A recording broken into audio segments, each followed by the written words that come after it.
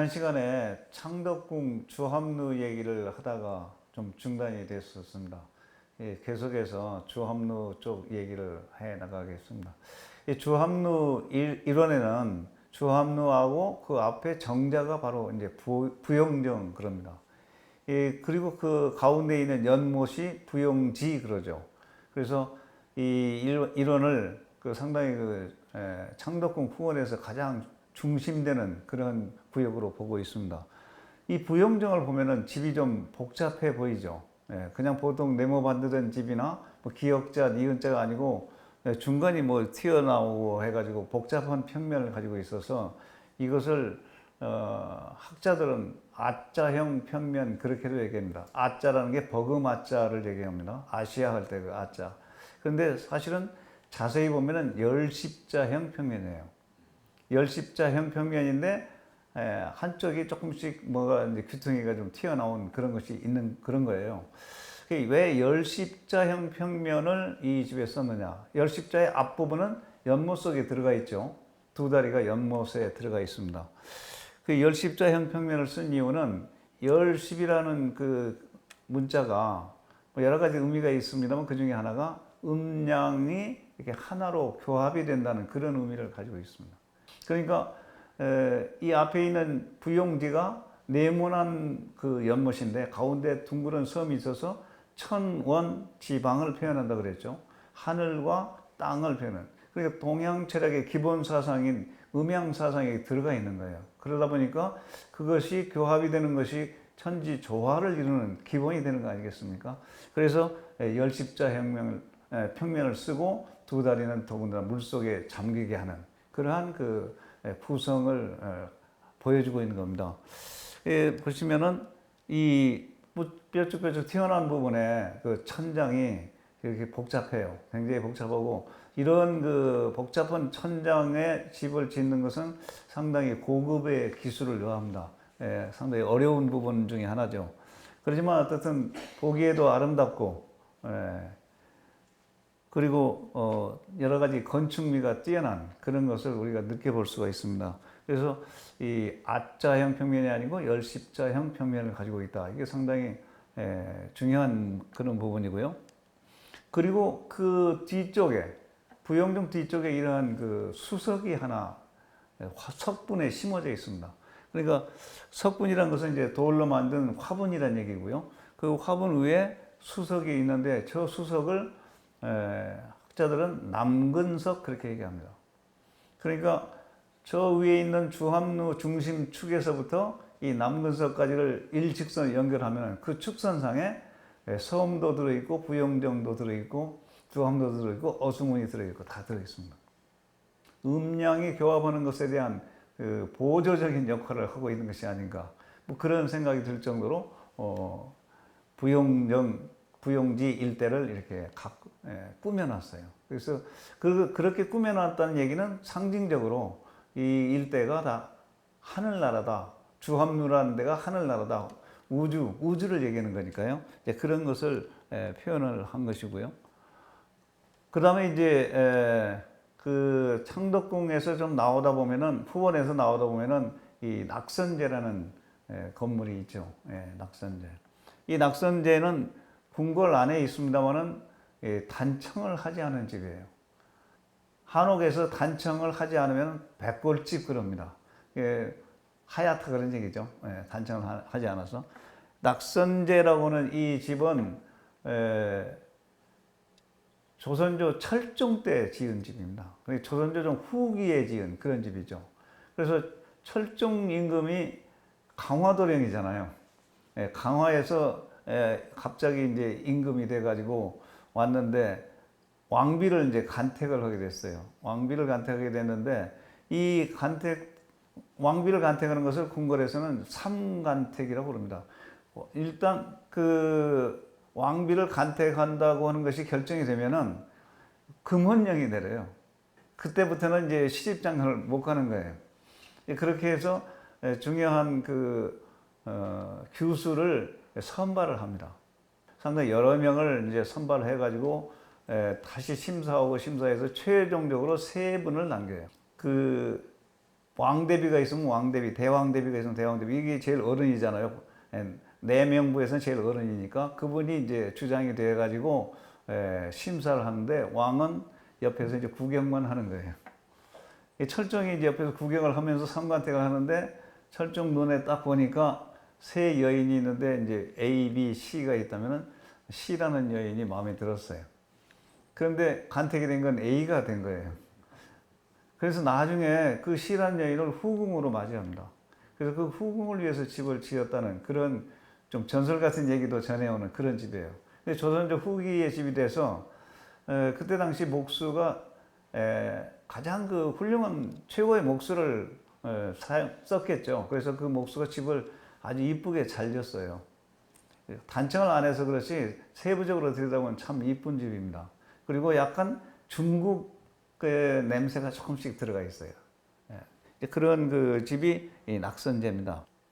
정문이 장낙문이에요. 지난 시간에 영경당 할 때도 장낙문 얘기를 말씀을 드렸었는데 장낙이라는 것은 오래 살되 즐겁게 산다 그런 의미가 있잖아요. 그래서 장낙입니다. 그래서 이 장낙문이라는 현판이 붙은 그 대문은 제가 우리나라에 두 군데밖에 못 봤어요. 영경당하고 이 낙선제 두 군데밖에 없습니다. 그래서 이 낙선제 정문인 장낙문을 열고 들어가는 조건이 뭐냐? 그 지난 시간에 말씀드렸던 대로 신선이 돼야 됩니다. 신선. 신선은 오래 사는 거예요. 그런데 신선이 뭐 골골골골 아프고 오래 사는 건 아니잖아요. 아주 건강한 모습으로 오래 살다가 뭐 200년도 살고 300년도 살고 그러다가 간 것이 신선이라고 우리가 이제 그렇게 알고 있는데 그래서 장낙입니다. 장낙문. 이 장낙문을 열고 들어가면은 이 낙선제 이제 그 텐마루 쪽으로 올라가는 계단이 있는데요. 앞으로 좀 튀어나온 부분, 이 부분이 좀 튀어나와 있는데요. 튀어나와 있는 이 부분, 이게 마루죠. 이 마루 이 부분을 내루 그럽니다. 내루. 안내자, 다락루자. 그러니까 집 안에다가 정자를 따로 짓기도 하고 다락집을 따로 짓기도 하지만 사랑채에 붙여서 조금 튀어나오게 해가지고 그 역할을 대신하게 하는 경우가 우리나라 사대부집에서 상당히 많아요. 전국적으로 굉장히 많습니다. 근데 그 중에 이제 이 낙선제도 이렇게 내루를 설치를 했어요.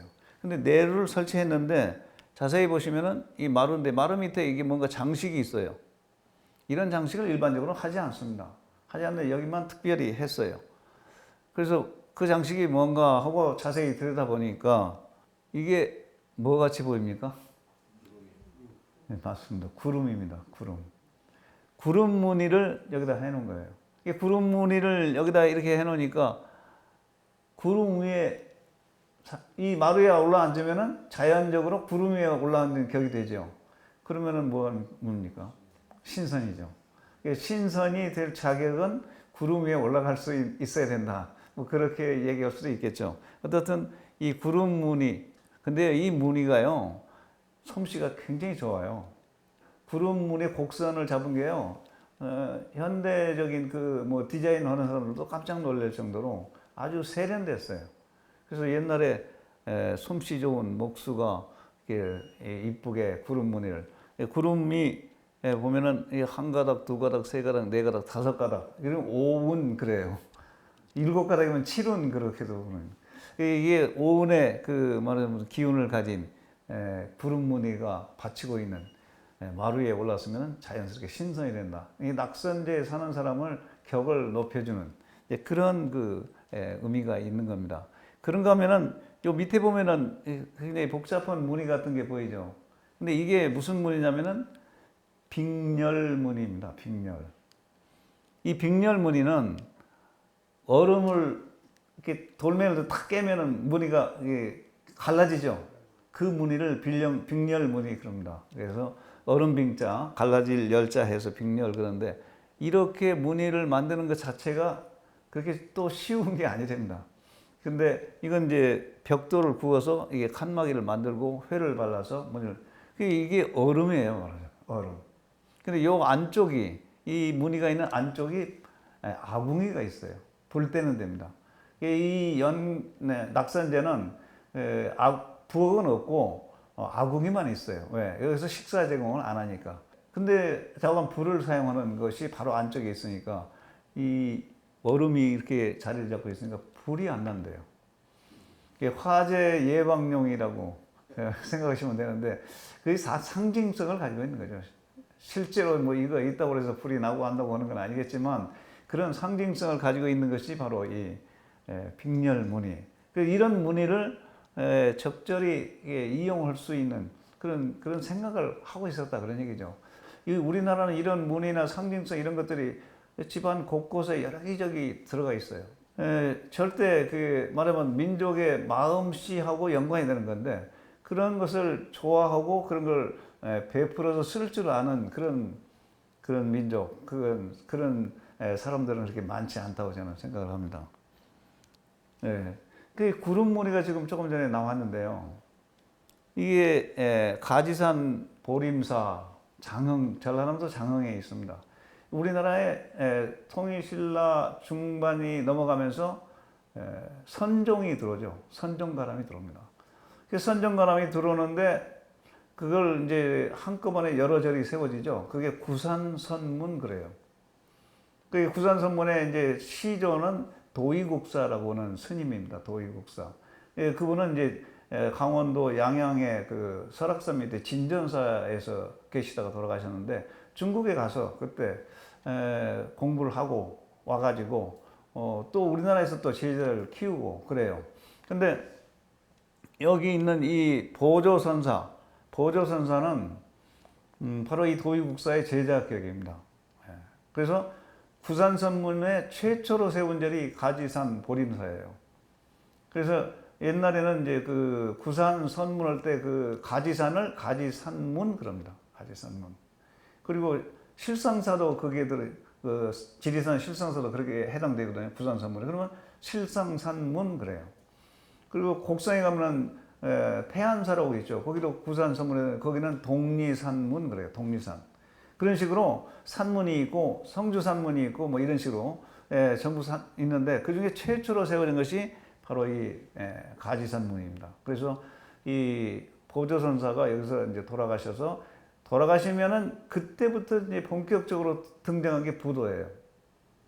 부도에 대한 얘기는 나중에 또 자세히 드릴 시간이 있을 것으로 생각이 되고요. 그래서 부도를 이 보림사에 세웠습니다. 그리고 그 부도 앞에다가 이 비석을 세운 거예요.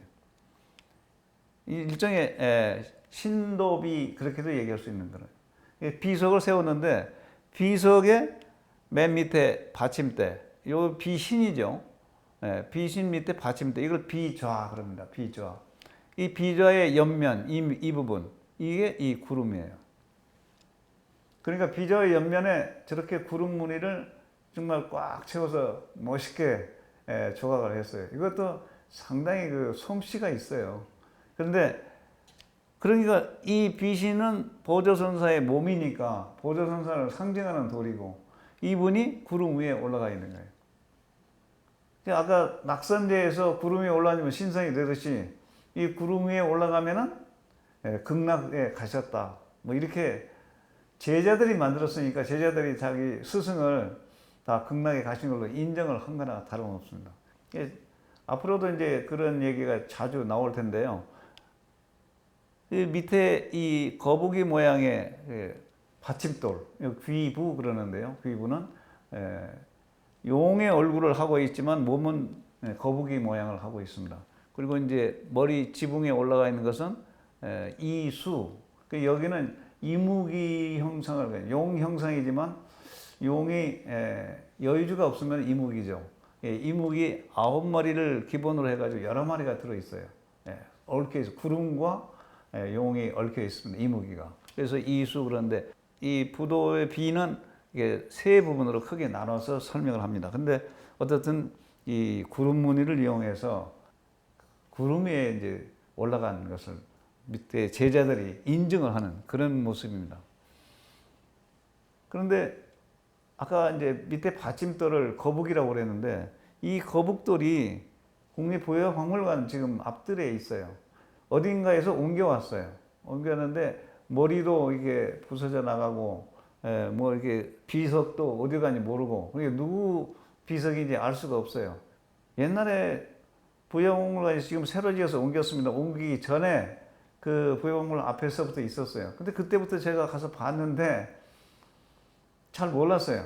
잘 몰랐는데 어느 날 비가 왔어요. 비가 와가지고 비를 맞으니까 이 무늬가 자세히 보이더라고요. 지금도 잘 보이지만 비가 오니까 이게 선명히 잘 드러나더라고요.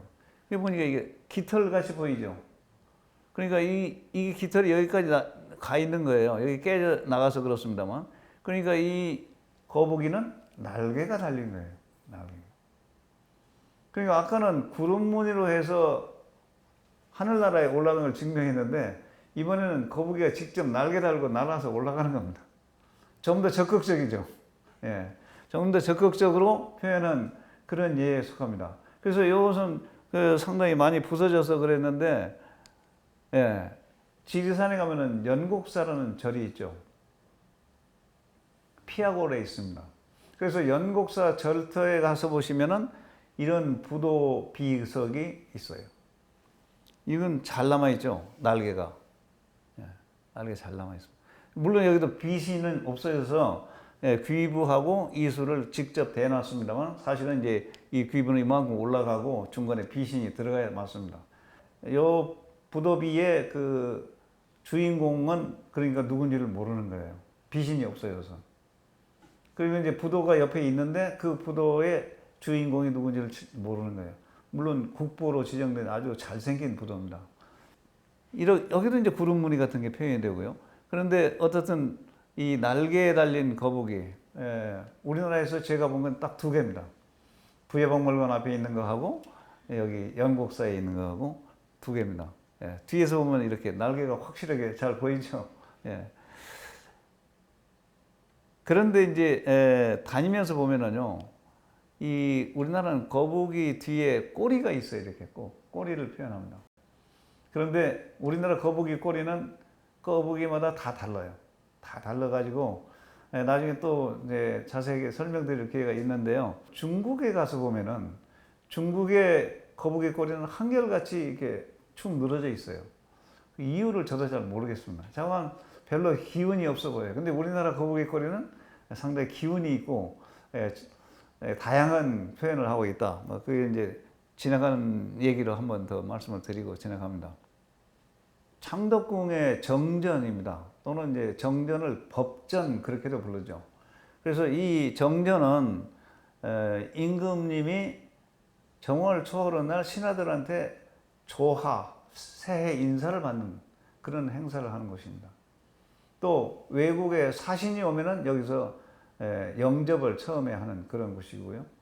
그리고 임금이 자신이나 왕세자가 결혼을 할 때 여기서 합니다. 이 앞에서. 일상적으로 그 신하들과 뭐 정사를 논의하는 건 뒤에 편전에서 합니다. 편전. 이 정전은 아주 중요한 공식적인 행사만 하는 데가 정전입니다.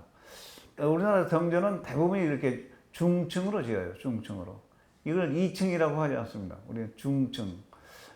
위층으로 올라갈 수는 없어요. 왜? 뭐 기둥이 속은 툭 터졌으니까요. 겉에서만 보면은 중층이고요. 그래서 여기가 높이가 낮죠. 낮고. 우리나라의 건축물들은 대부분이 목조 건축이 되다 보니까 화재에 취약합니다. 뭐 어느 나라나 그건 마찬가지지만 그 화재 때문에 정말 그 많은 순환을 겪었다고 볼 수 있고, 뭐 전쟁이 나면은 우선 뭐 불 나면은 뭐 방법이 없이 사라지는 것이 목조 건축이죠. 그래서 불에 대한 예방을 하는 것에 대해서 굉장히 신경을 많이 써요. 그러다 보니까 이제 상징적으로 갖다 놓는 게 요 드무예요. 드무. 드무라고 하는 것을 사전에 찾아보면 큰 솥으로 나옵니다. 솥.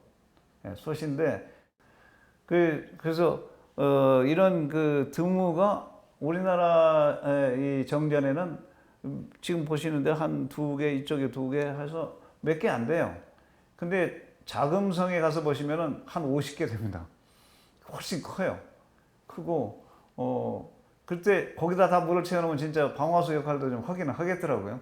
근데 여기 정도 가지고는 방아수가 안 되고 요 밑에 기단이 하나, 둘, 2단으로 돼 있고 또 작은 기단이 또 있어요. 그래서 우리나라 정전의 이 기단을 월대 그럽니다. 월대. 너물 월자를 쓰기도 하고 달 월자를 쓰기도 하는데 이게 이중 월대로 합니다. 이중 월대. 근데 자금성에 가서 보시면 저게 삼중이에요.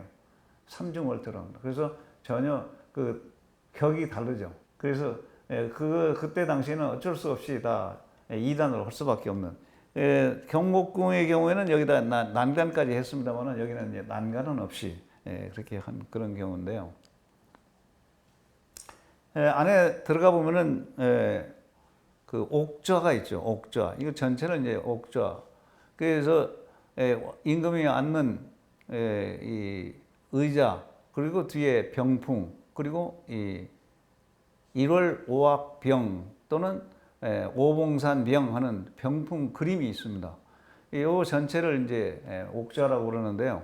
이 수미단처럼 이렇게 단을 만들고 그랬는데 이 용상이나 뒤에 삼절병, 이 목조각이요 상당히 정교합니다. 정교해서 그때 당시에 목공에 하는 뭐라고 그래요?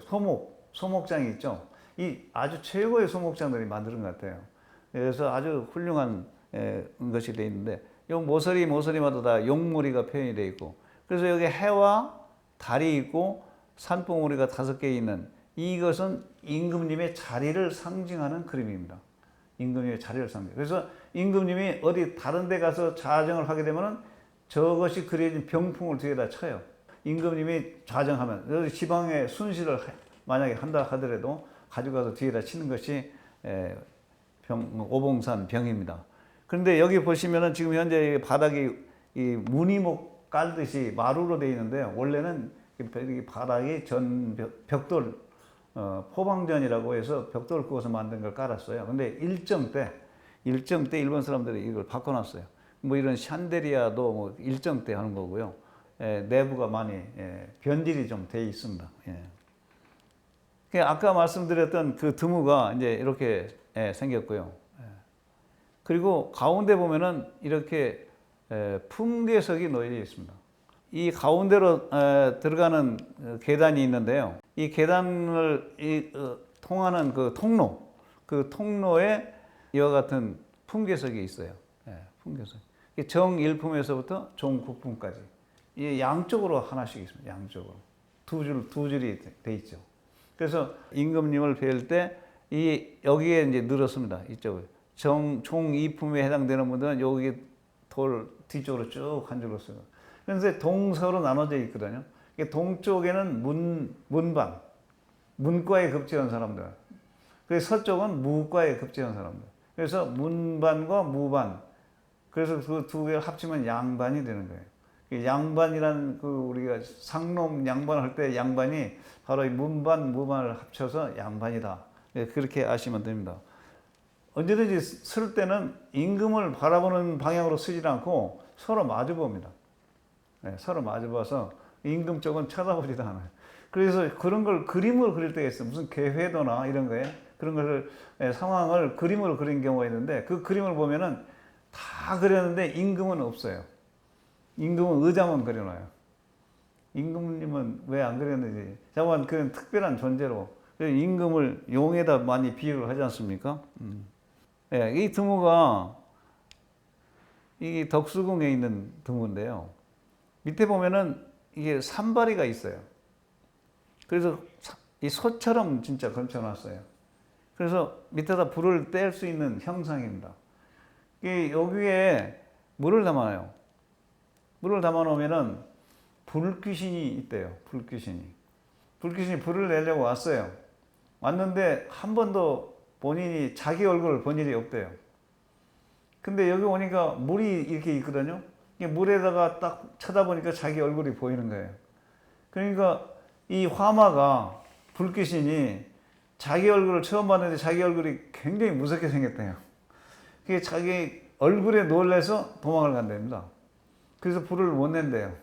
그래서 불을 내지 못하게 하는 방법으로 이 드무를 갖다 놓은 거예요. 이게 근데 예를 들어서 물이 얼음이 되면은 이 거울 역할을 못 하잖아요. 거울 역할을 못 하면 안 되니까 불을 뗀다 이거예요. 불을 뗀. 그게 다 실제로는 여기서 불 떼면 불 더 잘 나게요. 이게 불을 떼지는 않지만 불을 뗀다는 걸 상징적으로 표현을 해놓고 이게 상징적으로 불을 화재를 예방하는 장치로 드물을 갖다 놓는 그 행위 자체로 그렇게 된다 그런 얘기입니다. 여기 보면은 여기도 이런 그 무늬가 있어요. 여러 가지 무늬들이 있는데 이게 무늬에 관한 건 나중에 무늬 시간에 한번 제가 자세히 말씀을 드리도록 그렇게 하겠습니다. 그리고 이제 계단 그 가운데 인정전 올라가는 한 가운데 계단을 보면은 이런 돌이 가운데 있어요. 이걸 답도석 그러는데요. 이게 봉황입니다. 봉황. 이게 봉은 순놈이고 황은 암놈이에요. 이게 봉황이 이제 원황 그러면 원은 순놈이고 앙은 암놈이듯이 봉황이 그렇게 그게 조선 왕조의 문장입니다. 조선 왕조의 임금을 왕조를 상징하는 그 새가 봉황이에요. 그래서 나중에 이제 용으로 바뀌는 것은 용은 황제에서만 썼어요. 중국에서만. 근데 이제 고종이 황제가 되니까 경복궁 나중에 지을 때 고종이 황제가 된 이후에 지은 집들은 이제 용으로 바뀝니다. 하지만 창덕궁 명정전처럼 그 이전에 지어진 집들에는 봉황이에요. 봉황. 여기도 옛날부터 만들어진 거라 봉황이 들어가 있습니다. 봉황이 있고 넝쿨 무늬가 있어요. 여기도 넝쿨, 이런 데도 넝쿨이 있는데 이 넝쿨 무늬는 언제든지 백성을 상징합니다. 백성. 만 백성의 토대 위에 나라가 있다. 나라가 있고 왕실도 있다. 그것을 상징적으로 표현한 것이 바로 이 답도석입니다. 그래서 가운데 부분인데 가마가 이 위로 통과를 합니다. 그리고 가마를 맨 가마꾼은 양쪽 계단을 통해서 올라가는 그런 식이죠. 그래서 가마가 통과하는 그런 위치에 이 답도석을 놓는다. 연경당 들어가는 입구에 있는 이 정자입니다. 애련정이라고 이름이 붙여져 있는데요. 이 정자를 후세 사람들이 이렇게 보고 이게 보기 좋다고 사진 찍으라고 지으는 게 아니다. 정자를 지은 이유는 안에서 이렇게 내다보라고 지은 거예요. 그러니까 애련정에서 내다본 모습입니다. 그러니까 정자를 요즘은 잘 몰라가지고 막 산 꼭대기에다 많이 짓더라고요. 옛날에 산 꼭대기에 지은 정자를 보셨습니까? 요즘 다 지은 거예요. 옛날에 산 꼭대기에다 그렇게 짓지 않습니다. 그래서 정자나 누각을 짓는 것은 자연 속에서 자연과 하나가 되는 자연을 잘 조망할 수 있는 그런 곳에다가 이 정자를 지었다. 그래서 이 애련정에서 그 애련지 연못을 거쳐서 건너다 보이는 여기 이제 이쪽으로 올라가면은 그 연경당에 나오는 그런 곳입니다. 그런가 하면은 이 관람정이라는 정자도 그 창덕궁 풍원에 같이 있는데요. 우리나라에서 유일하게 부채꼴 형태의 평면을 가지고 있는 그런 정자입니다.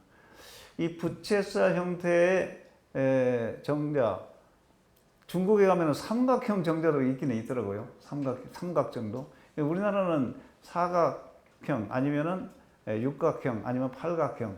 그런데 유일하게 요 부채살이 하나 남아 있습니다. 그 부채살로 집을 지으려면 이게 여러 가지 좀 어렵죠. 어렵긴 하지만 뭐 한 채 지으니까 그 난간에 부채살 그 평면의 난간에 이 여러 가지 무늬가 보입니다. 이렇게 안에서 밖을 내다보고 주변과 조화를 이루게 한 것이 우리나라 그 정자의 모습입니다. 그래서 정자의 난간들을 이렇게 좀 보면은요, 이건 시골 그 양동마을에 있는 난간이고요.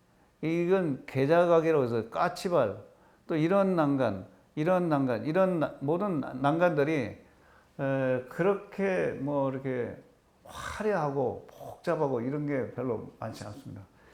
특히 그 민가에 세워진 이런 난간들은 아주 소박하죠. 전라남도 장흥에 가면 관산이라고 있는데 관산 거기에 있는 광천마을에 있는 그런 소박한 이건 일종의 내루 같은 성격의 정자는 아니고 내루 같은 성격의 집인데 이런 조금 이제 좀 복잡한 형태로 있긴 있습니다. 요것은 동자인데요. 난간 동자인데 동자는 이게 하엽이라고 해서 연꽃 잎사귀를 표현합니다. 이런 식의 그 여러 가지 정자들이 난간과 함께 우리나라 그 정자 문화를 상당히 아름답게 표현하는 그런 것이 있습니다. 그런가 하면은 이 꽃살문이죠. 문살을 꽃으로 만든 이런 꽃살문은 그 불교에서 주로 사용이 됩니다. 불교에서. 다른 궁궐에서는 거의 드물고요. 정전에서 약식화된 꽃살이 보일 정도고 중요한 사찰에서는 거의 대부분 꽃살을 쓰고 있습니다. 꽃살을 쓰고 있는데 이 문짝이 굉장히 크죠. 상당히 큽니다. 커서 이 문 한 짝이 무게가 상당히 많이 나가고 이 큰 문짝을 만들게 되면은 이 뭐라 그럴까요? 그 구조가 상당히 까다롭습니다. 까다로워서 잘못하면 이렇게 뒤틀리거나 이럴 염려가 많은데 이렇게 하면 대각선 방향으로 이 빗살인데요. 빗살로 하면은 이 살대가 짧아지죠. 짧아져. 그냥 세우면 굉장히 길어지는데요. 이게 짧게 하면서 튼튼하게 하는 그런 효과가 있고 그래서 아름다운 꽃무늬를 넣어서 한다. 이게 왜 꽃살을 하느냐? 불전에 왜 꽃살을 하느냐? 그랬더니 부처님께 올리는 공양이 여러 가지가 있는데 뭐 이게 음식도 올리잖아요. 뭐 정화수도 또 올리고 향불도 피워 올리고 근데 꽃 공양도 합니다. 꽃 공양도 하는데 이 꽃살문 하기가 만년묵기 꽃 공양이 되는 거예요. 그래서 꽃살을 해서 아름답게 한다. 우리나라 꽃살 무늬 중에서 제일 유명한 데가 이 내소사 대웅전 꽃살입니다. 이 단청이 벗겨져 가지고 그냥 맨살이 나온 그런 형태이긴 합니다만은 내소사 대웅전의 꽃살이 그 문짝마다 그 꽃 형태가 달라요. 그래서 아주 다양한 형태로 해서 되게 연꽃, 무궁화, 모란 이런 꽃들을 이제 위주로 해서 꽃살을 만듭니다. 이 꽃살이 강화도 만이산에 가면은 정수사라고 하는 좀 조그마한 절이 있습니다. 이 정수사 법당이 대웅전인데요. 대웅전의 가운데 네 짝 문짝이 이렇게 꽃살입니다. 꽃살인데 그냥 꽃을 아까처럼 이렇게 짠 게 아니고요. 통판에다가 투각을 했어요. 전체 큰 송판 하나에다가 큰 나무 하나에다가 이게 투각을 조각을 해가지고 꽃살을 만들었어요. 그래서 우리나라에서 가장 유명한 꽃살입니다. 가장 유명한 꽃살, 가장 훌륭한 그런 꽃살인데 그냥 꽃 공양을 하기 위해서 꽃살을 만들었다 이렇게 설명을 드렸더니 뭐 꼭 그럴 리가 있느냐 이렇게 이제 이의 제기를 하는 사람들이 있었어요. 근데 여기 보시면은 꽃병이라 했잖아요.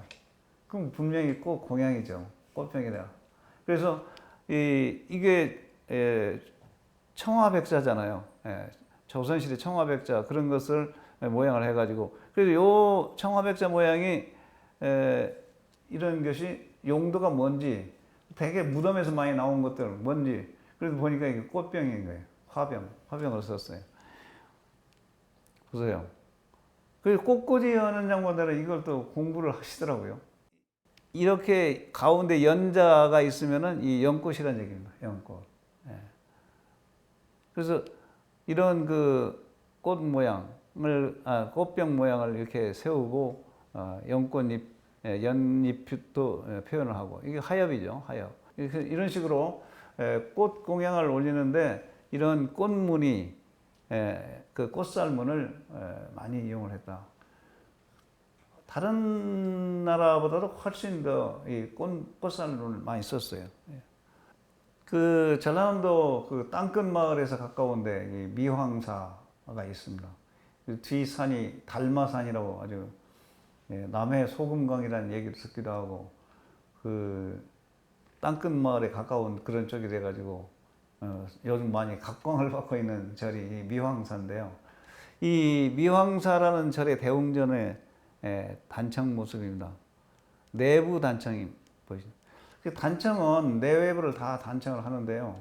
단청을 하는데 이렇게 무늬가 빈틈없이 들어가요. 이런데 불화가 들어가죠. 벽화처럼 별지화가 들어가고 이런데 다 무늬가 들어가면 이걸 금단청 그럽니다. 금단청. 금단청. 그래서 좀 간략하게 하면은 이제 모로단청 해서 여러 가지 단청의 종류가 있는데 가장 그 단청 중에서 가장 화려한 것이 금단청입니다. 그리고 천장을 보면은 이 새 그림이나 새 또는 꽃 그림 이런 것들이 들어가요. 또는 경우에 따라서 악기 그림 또는 비천상 그런 그림들이 이제 천장에 들어가는데 이 천장에다가 이 꽃 그림이나 이런 그 악기 그림을 그리는 이유가 뭐냐면요. 옛날 불경에 그런 얘기가 전해져 오는 불경이 있어요. 하늘에서 부처님이 설법을 하시니까 하늘에서 꽃비가 내렸다. 뭐 그런 얘기가 아름다운 음악 소리가 들렸다. 그것을 이 그림으로 표현한 것이 천장에다 꽃을 그리고 악기를 그리고 주악 비천상을 그리고 뭐 이런 식으로 표현을 했다고 그래요. 그래서 이 절 안에 저런 단청을 하는 것은 생각보다 비용이 많이 들어요. 더군다나 이 단청 안료가 지금은 다 화학 안료를 쓰지만 옛날에는 다 천연 안료를 썼거든요. 천연 안료는 굉장히 구하기가 어려워요. 특히 이 내록이라고 그래가지고 녹색 색깔 나는 것은 구리 녹을 썼어요. 제대로 하면. 구리 녹을 쓰게 되면은 굉장히 비용이 금값이에요. 왜 구리를 그 시궁창에다 처박아 놓으면 녹이 슬죠. 녹 쓴 것을 벗겨내요. 구리는 한 번 녹이 나면 더 이상 녹이 안 납니다. 그냥 오랫동안 가요. 무쇠도 한 번 녹이 나면 그 무쇠 녹이 떨어뜨리기 전에는 더 이상 녹이 안 나요. 그러니까 1000년을 가도 그대로 있는 거예요. 그러니까 구리에 녹이 나면 그대로 다 벗겨내요. 털어내요. 그리고 또 시궁창에 세워놓으면 또 녹이 나요. 그러면 또 벗겨내고 그렇게 해서 모아놓은 것이 안료로 쓰는 거예요. 그러니까 그 내록 안료는 금값이라고 그래요. 그래서 단청을 하나 제대로 하려고 그러면 엄청난 돈이 들어가는 거예요. 요즘은 화학 안료로 쓰니까 큰 돈 안 들이고 쉽게 합니다만은 그렇게 해서 단청을 하는데 그렇게 큰 돈 들여서 단청하니까 이게 사치 아니냐 그런 얘기가 자연스럽게 나올 수 있어요. 절에서 다른 건 몰라도 이 단청 하나만큼은 사치를 한 거 아니냐. 근데 이 단청을 하는 이유가 여러 가지가 있습니다만은 나무를 아무리 잘 다듬어도 잘못 다듬을 수도 있고 약간 흠집이 날 수도 있어요. 근데 단청이 그걸 커버를 합니다. 그 다음에 두 번째는 단청을 해놓으면 나무가 잘 안 썩어요. 나무의 부식을 방지해주는 그런 효과가 있어요. 그리고 전체적으로 장엄이 되는 거죠. 아름답게 해주는 거죠. 그래서 그런 그 이유로 단청을 하는데 돈이 많이 들어간다. 그래서 절에 사치를 했다. 근데 부처님이 설법을 하니까 하늘에서 꽃비가 내리고 아름다운 음악 소리가 들렸다.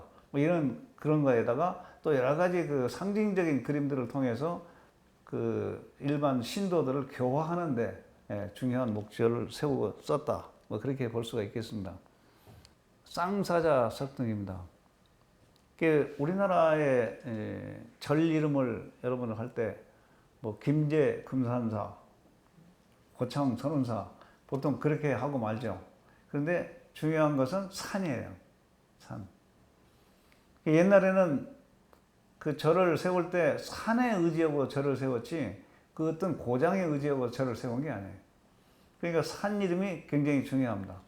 그래서 이 황매산이라고 하는 산 이름이 중요해요. 그래서 이 쌍사자 석등 올라가는 계단이 양쪽 옆에 있습니다. 여기 있고 여기 있고. 근데 이 계단이요 자세히 보니까 통돌이에요. 통돌이고 팠어요. 파서 올라갑니다. 그런데 이 선이 곡선이에요. 무지개선입니다. 그러니까 상징적으로 이 계단을 올라가면 여기가 하늘나라 불국이 되는 거예요. 그것을 황매산 이 쌍사자 석등 올라가는 이 물론 금당 올라가는 계단입니다. 거기서 볼 수가 있고요. 그런가 하면은 통도사 대웅전인데요. 이 지붕에 이렇게 하얗게 백자 연봉이 올라가 있습니다. 이 백자 연봉은 이 순막새 뒤쪽에 그 와정을 꽂는데 거기다 이렇게 꽂아서 이렇게 설치한 겁니다. 여기뿐만이 아니고 우리나라에서는 서산 개심사 대웅전에도 이게 있고요. 몇 군데 더 있습니다. 이 연봉이라는 게 연꽃 봉우리 아닙니까? 연봉이 여가 있다는 얘기는 무슨 얘기냐면은 요 밑에는 물이에요. 그러니까 이 집에 절대 불이 안 나요. 그런 상징성이 연봉을, 그 연봉을 한 경우가 옛날에도 꽤 많았어요. 근데 지금 남은 것은 몇 채 안 남았습니다. 이 영국서에서 출처해 영동에 가면 영국서라고 있는데 거기서 나온 연봉입니다. 그게 꽤 많이 있었다 그런 얘기고요. 예. 그런가 하면 이렇게 금속으로 만든 연봉도 나왔어요. 그 숭선사라고는 그 충주에 있습니다. 충주. 그래서 이건 와정을 한꺼번에 만들었어요. 길다라는 것이 이제 지붕 속에 박히는 거고, 이것이 머리 부분이 돼서 처막 끝에 쫙 있는 겁니다. 처막 끝에. 예, 이게. 근데 금빛 나게. 그래서 굉장히 그 중요한 정각이었던 것 같아요. 이 숭선사라는 절터가 고려 때 절인데요. 그런 것이 있습니다. 그래서 옛날에는 이런 박물관, 부여박물관에 있는 그 특별 전시하는 그 기와의 막새 무늬들입니다. 이 기와 막새 무늬 하나하나가 다 의미가 있어요. 그래서 이것은 사태극을 표현한 무늬예요. 사태극. 흔한 게 아닙니다. 다른 나라에서는 볼 수 없어요. 제가 지금 말씀드린 것들이 다른 나라에서 정말 잘 보기 어려운 것들입니다. 그런가 하면 이거 무국도 있어요. 무국. 이게 공주박물관. 이게 일원성 아닙니까? 박물관에는 뭐라고 표현했냐면 소문 그래요. 그 소박하다는 소자로서 소문. 아무 무늬가 없다. 근데 이건 제가 볼 때는 이건 무국이고 일원성이에요. 태극 이전의 무국입니다. 이게 삼국시대 백제 때 만든 거예요. 이런 것들이 나중에는 잘 안 나타나요. 그런데 어쨌든 이런 무늬가 있고. 이건 벽돌입니다. 벽 장식하는 거예요. 벽전인데 이 무늬가 있어요. 이 무늬가요. 그 공식적으로 와운문 그 구름이 이렇게 이렇게 휘달아 감돌아드는 그런 무늬다 이렇게 표현하는데 제가 볼 때는 이건 태극이에요. 태극. 그래 이게 8개예요. 8개. 8개가 다 모양이 다 달라요. 태아의 모습을 닮았어요.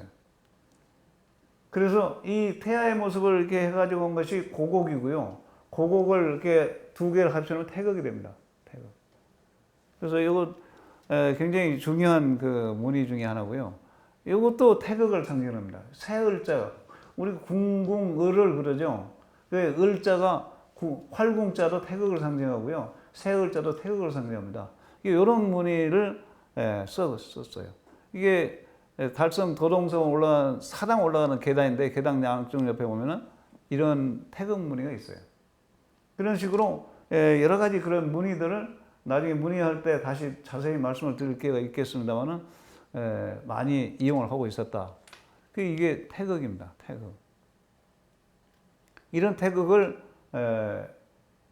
다른 잘 모르면 이게 절만자로 오해하시는 분이 있는데 이게 선비의 무덤 앞에 있는 거예요. 선비 무덤 앞에 태극 절 표시할 이유가 전혀 없죠. 자세히 보시면 이런 무늬가요. 궁궐에도 이렇게 써요. 궁궐에도. 그런가 하면 이제 해인사 대적광전 앞에 이 용머리가 보이죠. 용. 이걸 큰 배로 봤을 때 뱃머리에 용이 있으면 용선이 됩니다. 그러면 그게 반야용선이죠. 반야용선. 반야용선은 차 안에서 피안으로 건너가는 배죠. 그래서 이게 반야용선입니다. 여기 보시면은 보살 한 분이 서 계시는데 이분이 인노왕 보살 그래요. 인노왕. 반야용선도입니다. 이런 용선도가 여러 군데 있어요. 여러 군데 있어요. 그런데 실제로 경남 창녕에 가면은 화왕산이 있고 화왕산에 관룡사라는 절이 있습니다. 그 용선대가 있어요. 그냥 줄여서 용선대, 이게 바로 반야용선입니다. 이게 이 큰 바위를 용선으로 본 거예요. 그리고 이 선장으로 본 거예요. 부처님 한번 올라. 그리고 멀리서 보면은 이렇게 보여요. 그래서 이 큰 배가 차 안에서 이 고해를 건너가는 거죠. 그래서 이 반야용선에 건너가는 바다를 고해라고 그러죠. 고해. 고해를 건너서 피안으로 건너가는 그런 모습을 보실 수가 있습니다. 그래서 이 동네 사람들은 이 바위를 돌배라고 불렀어요. 옛날부터 배라고 불렀습니다. 그래서 나 반야용선이다 그렇게 불렀습니다. 그래서 올라가서 보시면은 기분이 전혀 다르. 그러니까 이러한 그 상징적인 의미들을 곳곳에 넣고 무늬 하나하나에도 넣고 이렇게 해서 우리나라 이 건축을 이뤄나가는데 한 축을 이루고 있다. 뭐 그렇게 볼 수가 있습니다. 그래서 이런 전에 처음에 말씀드린 대로 자세히 봐야 된다. 자세히 보지 않으면 이런 것들이 잘 눈에 들어오지 않습니다. 오늘 여기까지 마치겠습니다. 감사합니다.